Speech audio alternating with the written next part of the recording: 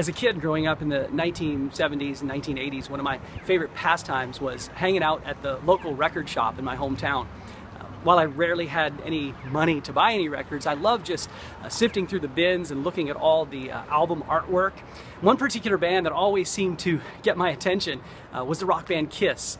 There was something very magnetic, something very exciting for me about the makeup and the costumes that they wore. As a 10-year-old, I probably didn't know a single song by the band Kiss, but I was totally fascinated with this shroud of mystery that surrounded their true identities. I still remember seeing photographs of them in magazines where they would allow the photographer to take a photo without their makeup on, but they would cover up their entire face with nothing showing but their eyes and the top of their head.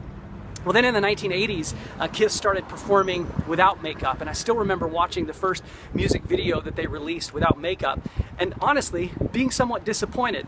I'm not exactly sure what I was expecting, but I guess once they took the makeup off and I saw that they were just average, everyday New York City long-haired rockers, the shroud of mystery was gone. They didn't seem to have that same mystery and that same magneticism that attracted me to them when they were wearing the makeup and wearing all those cool costumes.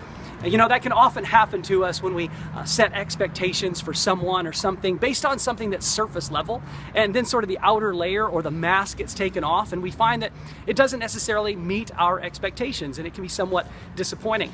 A couple thousand years ago, Jesus spent the last 3 years of his life before he was crucified, traveling around the nation of Israel and explaining to people who he was, trying to kind of help them see that he was the fulfillment of a long-standing promise that God had made to send the nation of Israel, the people of Israel, a king, a Messiah, and a Savior.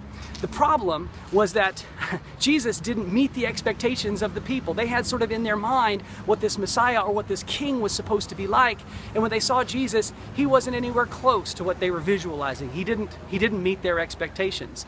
We're going to be studying a scene from the New Testament of the Bible this Sunday in which Jesus sort of does the ultimate reveal, takes off the mask and explains who he is. And the group of people that he's talking to, they're incensed by what Jesus says. In fact, they're so mad by what he says, they pick up a bunch of rocks and they want to stone him, they want to kill him right then and there on the spot. As we study the text this weekend, we're going to be looking at what it was that Jesus said that nearly incited a riot, but we're also going to be looking at how they responded to Jesus in this statement that he made, and see how we might learn from their response and how that might affect our response to Jesus today. If you don't have a church that you call home, we'd love for you to come and hang out with us at Grasslands Church. We meet on Sundays at 10:15 a.m. at 221 North Railway Street in Medicine Hat. You don't have to have a church background or any church experience to hang out with us. We would love for you to come and just explore.